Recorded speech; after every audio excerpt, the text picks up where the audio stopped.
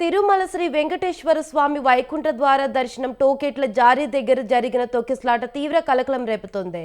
TTD ప్రభుత్వంపై తీవ్ర స్థాయిలో ధ్వజమెత్తుతున్నాయి విపక్షాలు. అయితే తిరుపతి తొక్కిసలాట ఘటనపై జ్యుడిషియల్ విచారణ జరపాలని ఏపీ హైకోర్టులో ఫైల్ దాఖలు అయింది.